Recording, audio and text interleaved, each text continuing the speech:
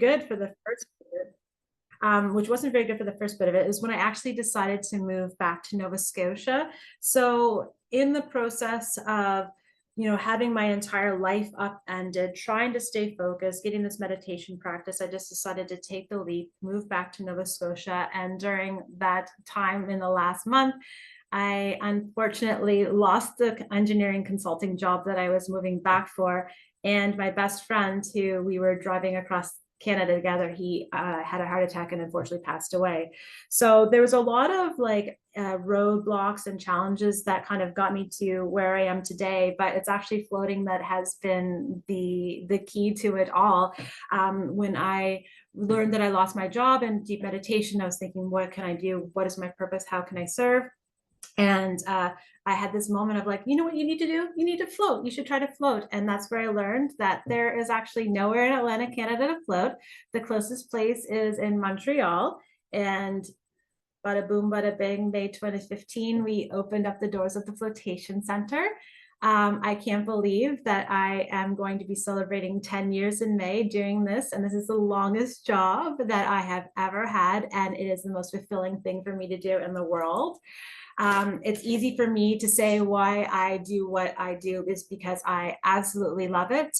In a Engineers Without Borders course that I took at UBC in 2006, there was a gentleman who came in and he had this phrase when he was bringing water to very, very remote areas. And when people ask him why he did what he did, he said, the happiest moments of my life have been spent in the service of others. And I have definitely grabbed that mantra for myself because truly, being in the service of others is where I feel that I am experiencing my highest good and my highest potential.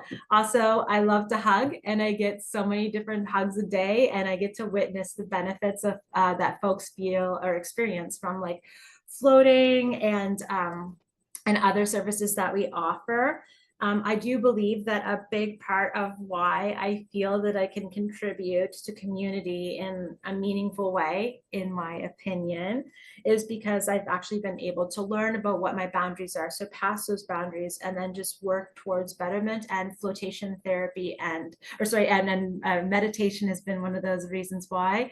The reason, if you ask me why I opened the Float Center, was actually to trick people into meditation so that if they experienced it, even their first float, and they never came back again, but they took that on and continue to practice that in the daily world, I would be very, very happy with that. To add a little bit of bananas to my plate, about 3 years ago, I'm entering my 4th summer in being a co-owner of Dee's Ice Cream, which is all handmade ice cream, local as much as possible, hiring within the community. And now I can put ice cream maker on my resume of things that I'm able to do, apparently. The main reason why we are here tonight is to learn about why we should train the mind. I don't think that there's anyone who would argue with me here to say, when I say that your mental game is just as important as your physical game. I think that we sometimes forget and are made to forget how powerful of an asset our mind is. So training your mind at all levels, but including at the university level when everything is so new, is a wonderful way for dealing with distractions and then just managing and not getting overloaded with all of the fodder that life throws our way. I truly wish that I had a meditation and mindfulness practice while attending university, because I'm sure that the binge drinking that I was doing wasn't providing as many benefits as a meditation and mindfulness practice would. It's really important to train your mind to be able to learn how to manage and balance expectations and responsibility that other folks are putting on you as well, and being able to say no. I really love of training the mind because our brains are so powerful and they're neuroplastic, and they have this ability to adapt by forming these new neural connections.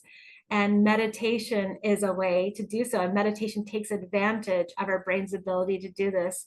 And so when I think of just the potential that our minds have, and it just takes practice. That's all it is. It's just practice. It's just practice. We can do really incredible things. You may recognize this quote has been said multiple times. Most recently would likely be David Foster Wallace in his 2005 speech just saying the mind is a wonderful servant, but a terrible master. So just be a friend with your mind and learn how to control it and not let it control you. The next slide is a quote that I love from artist, movie maker, musician. He just recently passed away. His name is David Lynch. And the thing about meditation is you become more and more you. So developing like a keen sense of self-awareness happens to be this wonderful byproduct of training the mind and having a meditation practice. And I also think that it is a huge privilege that as we get older, witnessing folks becoming more and more themselves is just this other fantastic byproduct that we can have, because ultimately, as long as folks are being kind, we really do want people to live their true, authentic selves and get out there and just be good and do good in the world. And the best way to do that is knowing and doing it and from a place of just authenticity. So when I also, one of the practice, my meditation practice is I did learn transcendental meditation about 5 years ago. So I do certainly have an obsession with David Lynch. It is a method of meditation that you do pay to learn how to do, but there are so many benefits and scientific studies about the benefits of transcendental meditation that if you have any questions, I'm happy to answer them. So how does stress actually affect athletic performance? So how is this manifesting in your body? Initially, we should say thank you to our reptilian brains for giving us that boost of cortisol and adrenaline in these moments of high intensity, that extra little pep in our step just to get over the finish line, or just to do what you really need to do. Like, there are some benefits of having those little blips of cortisol and adrenaline being injected or into our bodies. Unfortunately, it's when we have those prolonged levels of stress that we can have those like negative effects on our mental well-being. And then what trickles down from that is that you can, develop the brain fog and just having a challenge with making decisions and having slower reaction times, which unfortunately can result in injury, and not just for yourself, but for other people. So being able to manage stress actually can result not only just like mental stress, but also potential physical injury. I love the idea that we can learn how to manage our stress by regulating our nervous system. And again, it's just such an important reminder of how strong we are, and that we do have these powers within us to be able to lower our blood pressure, lower our cortisol, and it's all through meditation and mindfulness. So today, kind of 3 main things I'll chat about. What is meditation, a little bit about mindfulness, and which is a form of meditation, and then my obsession, floatation therapy, also known as sensory deprivation. Apologize, my dog is here behind me. When folks ask, I bet you at work all the time, I hear from people, I can't meditate. Well, that's wonderful that you can even say that, because the first and most important step to meditation is actually recognizing when you're not meditating. So you need to then just have this moment of being gentle, understanding that the world is full of a bajillion distractions. We have 60 to 80,000 thoughts a day. And then what I do is I just take a deep breath, come back, hit reset, and then bring it back to my meditation again. And I just think that it's really important for folks to realize that when they say they can't meditate, that they actually are having moments where they are, when they realize that they're not. There's 3 kind of main types of meditation. You can probably drill down further.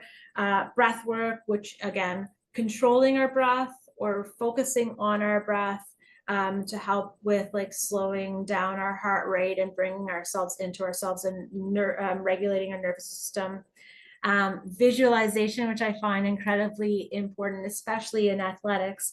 And some of you may already be using visualizing things like winning, getting the winning goal, crossing a finish line. when you can feel it in your body, see it in your body, and it just helps it manifest and more into real life. And then mindfulness, which I'll chat about a little bit further later on. And with these things, all you ever really need to do is just 5 to 10 minutes a day of just slowing the heck down, focusing on your breath, or going for a mindfulness walk, or even as you're eating your breakfast, to take a moment and and practice a little bit of meditation. Some of my favorite meditation resources include this guy here. His name is Baba Ram Dass. He actually passed away about 5 years ago. He was a major spiritual guru back in the 60s, 70s, and 80s. He experienced a stroke in the 90s, which kind of led him to speaking more about like meditation and the importance of like when you're living in a prison of thoughts, you can't escape from using thoughts to get out. And he has so many free resources online. Another very accessible person who I absolutely love, his name is David G.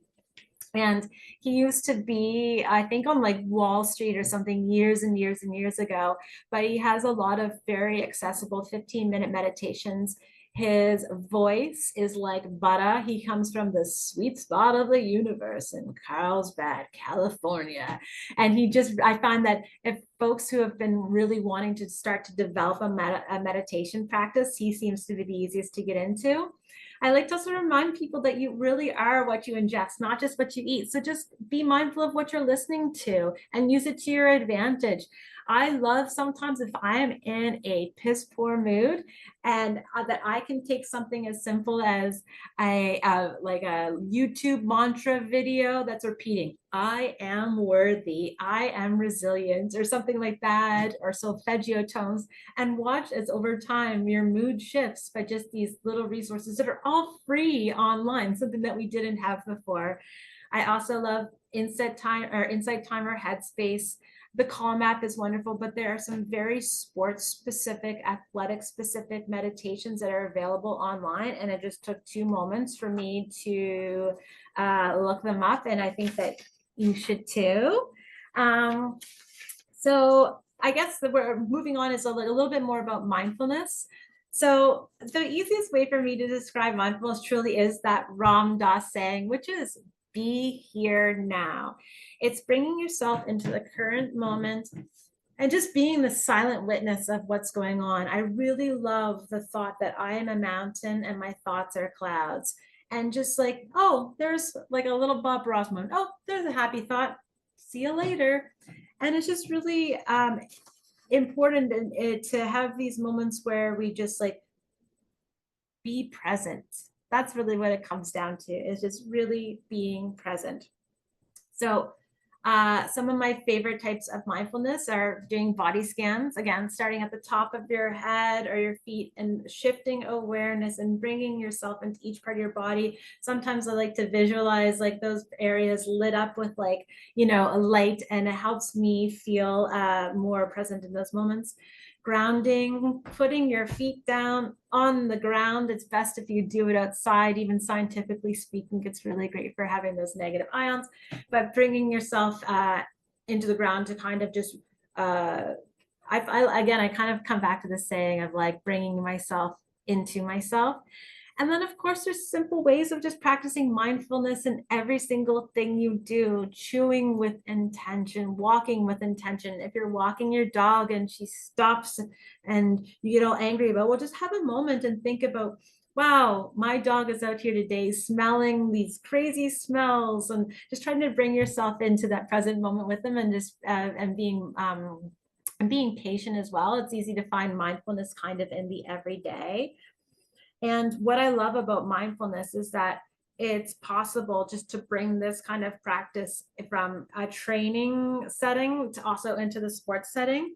So a lot of folks will like think, okay, what does mindfulness look like? And this definitely is one way. Just standing there, communing with nature, allowing the tree's aura to blend in with your own. I think that a lot of folks, when they think of what I do as a meditation, mindfulness, float therapy, do good or whatever it may be. They probably think that I look like this a lot of time, just like hanging out with the trees and experiencing mindfulness and just like passing on our energy, man. But in actuality, yeah, it is that, but it's even more. Mindfulness in like athletics and sports looks a little bit different in that really what it's doing is just helping you stay present in high pressure moments, blocking out the fodder, blocking out the distractions. My favorite mindfulness technique is this box breathing technique, also known as 16 seconds to bliss to some. It's when you breathe in for 4 seconds through your nose, hold for 4 seconds, breathe out for your mouth for 4 seconds, and then hold for 4 seconds. So just that one 16-second cycle is proven to lower your cortisol levels. So it's really nice just to know that in 16 seconds, just by doing some deep breathing, that you can change how your physiology is actually working. And I just love that idea that, wow, all I did was just focus on my breathing and, oh, my cortisol's down. Oh, my heart rate's down.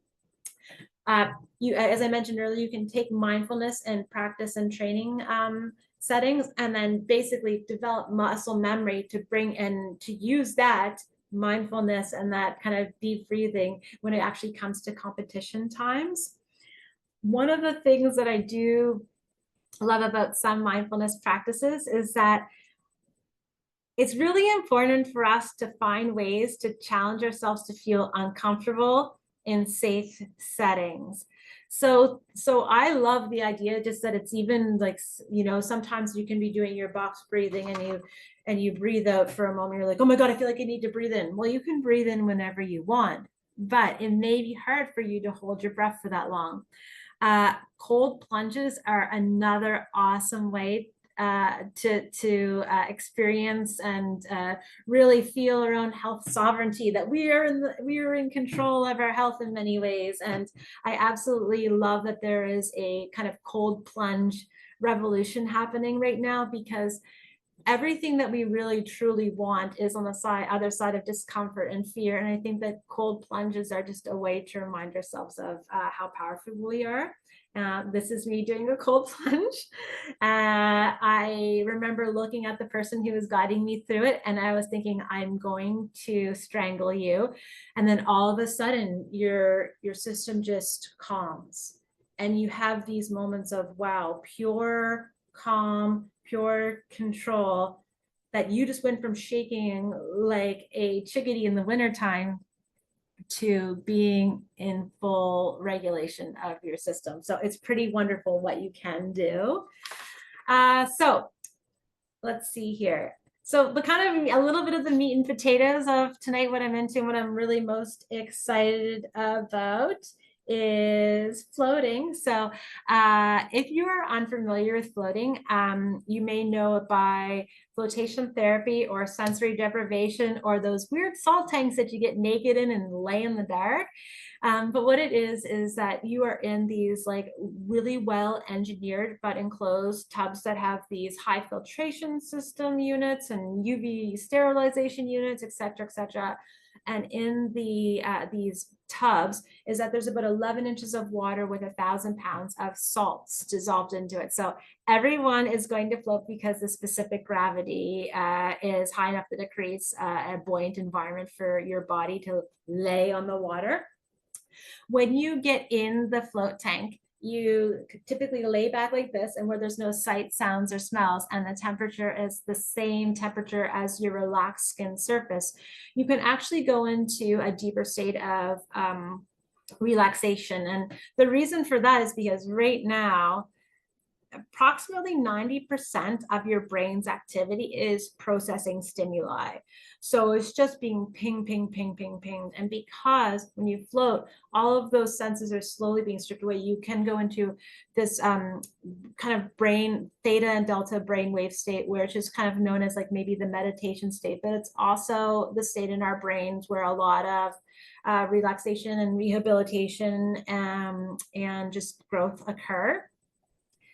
So floating was a thing that started probably in I think it was like 1954, 1955 by John C. Lilly, who was a Oh, he did everything from being an astrophysicist to a guy who was just trying to explore consciousness. But the theory was that if your brain wasn't being stimulated, that you would actually go into a comatose state. So that's how, and if you look at that top right-hand corner, that's one of the very first float tanks of them testing to see what would happen to our brain's activity. That's not at all what happens. Our brain actually goes into this, again, this like kind of relaxing meditative state where all of these benefits can occur from lowering the blood pressure, to lowering your cortisol, to just all the good happy feelings. It doesn't really matter what the float tank looks like, because though, as I see it, is like when you're naked, salty in the dark. It doesn't matter what the outside of looks like, just as long as those parameters are controlled, that you're floating high enough, that the temperature is warm enough, and that you don't get any of that water in your eyes. But I also like to highlight that floating certainly is a practice. The first time you float is likely weird. You're going to wonder why you're even floating naked in this enclosed space, but it does get easier. And no matter where you go, they should give you a really good, empowering, educational walkthrough before you even get in the float and answer any of your questions, because it can be very daunting. But I just think that it is so important, again, to get out of that comfort zone and try something that can have really wonderful impacts for yourself. Let's see here. So the next two kind of slides are just going to highlight some of the higher level benefits of flotation therapy, and including with respect to athletics as well. But it's really hard to kind of crunch everything down, because if you ask me, everyone should float. I truly believe it. I truly think that the world would be a better place if everyone was able to float. Let's see here. So some of the healing applications of flotation therapy includes just a reduction in pain experienced due to the perceived gravity-free environment where you do not have pressure points in any of your body. So we do have a lot of folks who come in experiencing chronic pain, chronic widespread pain, who will come out and say for the first time in years, they were actually pain-free. During these times, because of the environment, I always recommend that the folks, when they're in there feeling pain-free, I will get them to repeat the mantra, this is my normal, I am pain-free, because it's really important to remind ourselves that these states can really exist. And then it's just a matter of taking some of what we learned in the float tank and kind of taking it outside. It's really wonderful for things like, improving your tone, control, your muscle range. It actually accelerates recovery from injury, and not only just injury, but also working out. We are next to a CrossFit gym, and after CrossFit competitions, we always see an influx of CrossFitters who come in, because floating typically on average, just from general muscle soreness, can reduce your recovery time by about a third.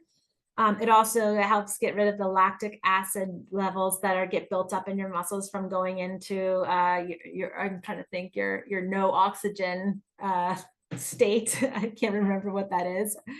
Also, and just like it does ease physical discomfort. Now that could cause physical discomfort from grief or things like that, but also just muscular physical discomfort.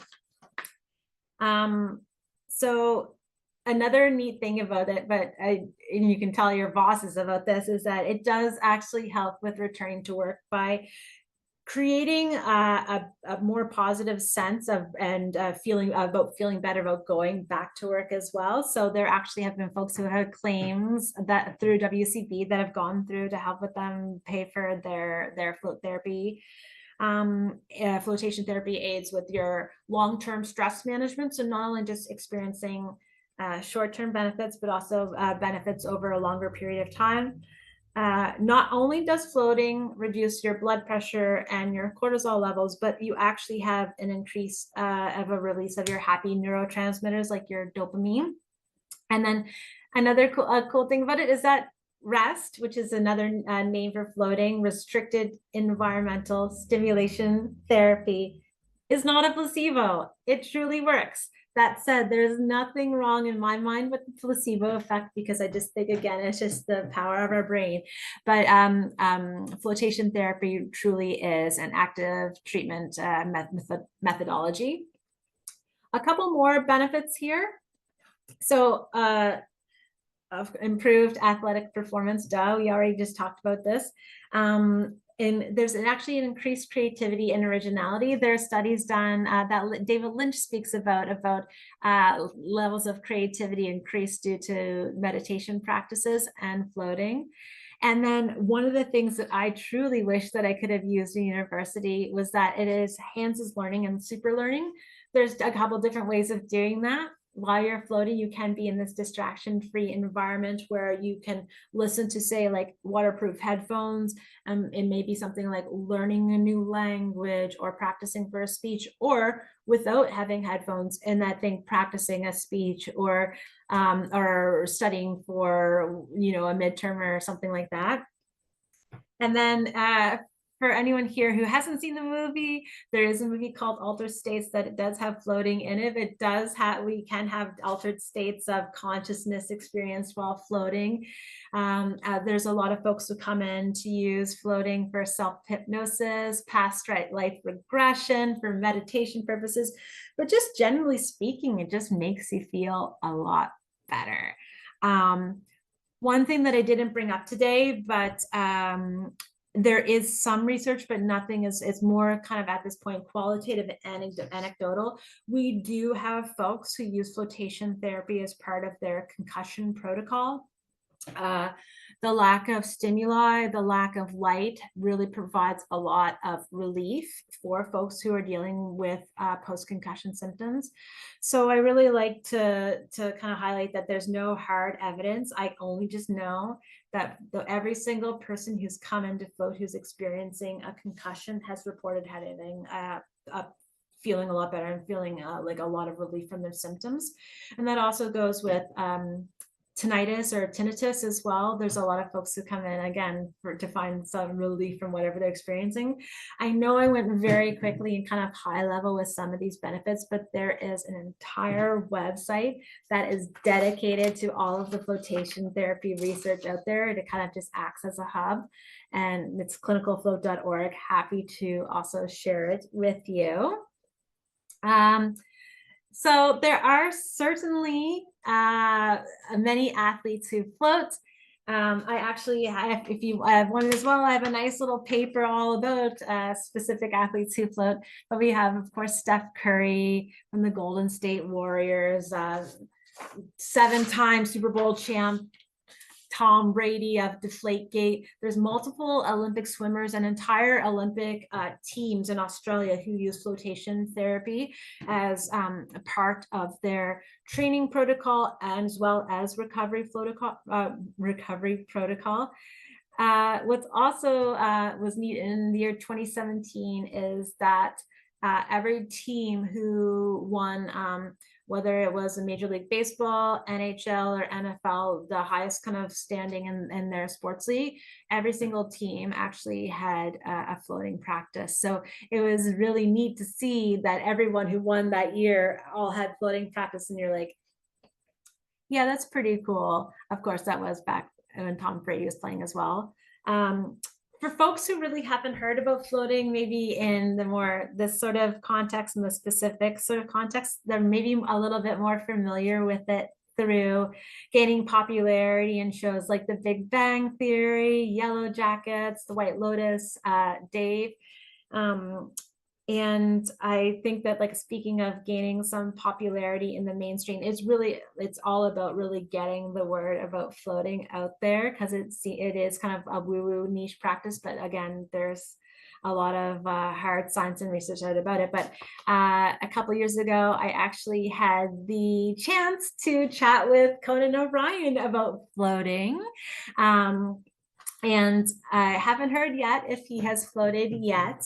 However, again, this is just an opportunity to discuss these like amazing benefits of this pharmaceutical free therapy that has not only just like short-term gains, but these preventative, proactive abilities to help folks.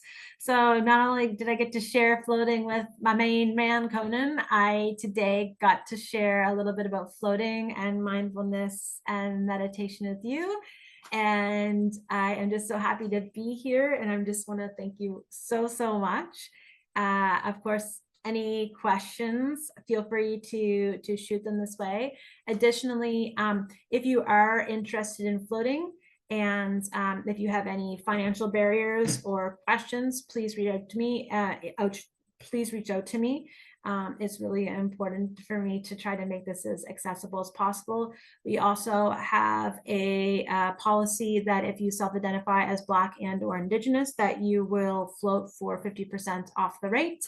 We recognize generational racialized stress has been playing a really terrible part in the African Nova Scotian communities and Indigenous communities. And we just want to try to live outside of that capitalistic bubble and make our services as accessible as possible for marginalized groups.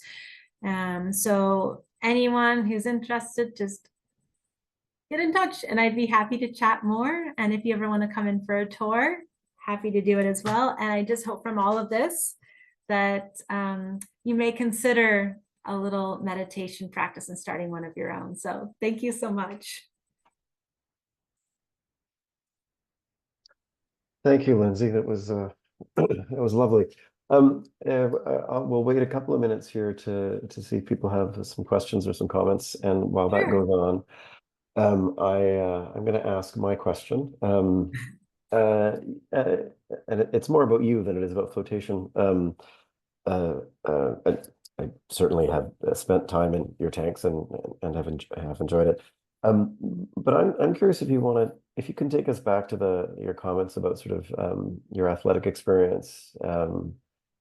You introduced it and then it vanished, and I'm just wondering where or how, in what way did that experience sort of shape any of this particular arc that you've described for us?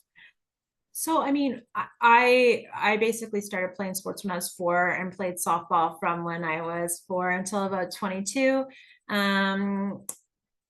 My athletic experience is very limited in my adult years. I certainly anything that I would share would come from something that has been passed on from someone like a CrossFit or weightlifter. I also have I'm involved in the wrestling community and have a lot of wrestlers who come in. So in terms of the benefits of floating, and the reason why I got into it is certainly more from a meditation aspect. But the cool part is that just feeling those benefits, the other benefits that I didn't expect in terms of just like how my body feels or recovery time. Yeah, in terms of how my body feels and stuff, those are just kind of, those were actually more secondary to me. There are 3 types of people who do come into float. One is more for like the meditation, mindfulness practices. The other third is more for sports, athletics, recovery. And then the third part is more for just to relax. So yeah, I'm not a huge athlete anymore. I'm here for you. I'm here for all you athletes. Thanks very much for that, Lindsay. We'll just wait a few more minutes to see if a few questions pop up. Yeah, not a problem at all.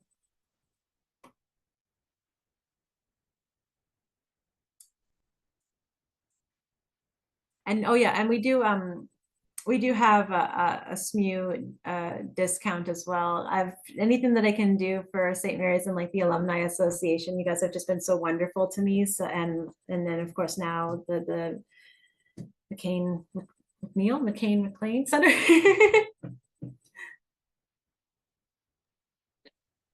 Hi, Lindsay. I can ask a question if in the meanwhile here. I managed to have a float once or twice, and I really appreciated that, like how relaxing it was. It definitely like chilled me out. I run at a high frequency. Yeah. But no, so I really enjoyed it. But my question, I'm wondering, are there, this might be a silly question, but are there tanks that does anybody ever float with another person? Does that ever happen? Oh, so there are float cabins, so 2 by 2. Okay. And the thing is that they exist. They're quite a bit more expensive. But for folks who are a little bit nervous or want to experience with someone else, it's a really wonderful thing that you can do. I didn't go with those style float tanks because I will totally admit I'm going to be a little bit more purist, that I think that it's important to have that alone time. But at the same time, I understand that if someone was nervous about floating and then floating with a friend was what got them to dip their toes in the salty water, then that's great. But there are also I believe like float spas and stuff around that. It's more of a communal like experience where you would be floating around and kind of bump into someone else. But yeah, we just kept it simple with our single float tanks. Yeah. No, that makes sense. I mean, and it occurs to me while you're talking that I suppose for people who would be unable to sort of support themselves because of like a physical disability or something like that, and having a support person in the tank so that they could still sort of benefit from something like that. But yeah, that's really interesting. Float We've cabins. also had that. We've Yeah. had we've had this multiple this woman who her son was incredibly physically kind of disfigured and stuff, and was always just in a really uncomfortable position and trying to allow him to find some space. And she just sat in the tank with him, and his body was kind of able to relax. And even we've had folks, so there's a woman who opened up a float space down in Antigonish, and the reason why she did is because both of her kids are on the autism spectrum, and it was that one thing that for their 11 and 14-year-old brains, that they were like, that did some good for them. So but her first float with her kids was just, I mean, they were younger than 11 14 at the time, was to sit in the tank with them to allow them to again, it's just making accommodations for people, right? Like right. see what we can do to make the experience good for you, to accommodate so that you can try to experience the full benefits. Yeah, that makes sense. I mean, I really appreciate you and your points too at the end, that you're just so willing to try to make it accessible to people. And I think that's wonderful. But thank you so much for this talk. I really thought this is really mind-opening, and I really appreciate it. Thank you. That's great. Thank you. Yeah. I really appreciate it. This has been awesome. Thank you so much. No, yeah, my pleasure. Our pleasure. And is that probably it, Augie? I don't see any questions Yeah, here. I think that's probably it, Lindsay. So I think we can wrap this up. Lindsay, thank you very much for taking the time. Really appreciate it. And I'll just sort of remind everybody that Melissa Burns is going to be joining us on, I believe it's the 15th, same time, and she's going to be talking a little bit about the evolving landscape of esports. So I hope everybody shows up for a little bit of conversation about something I know nothing about, esports. I'm looking forward to that. Thank you, Lindsay. Thank Much you. appreciated for your time. Take care. Thanks. Have a great night. Thank you.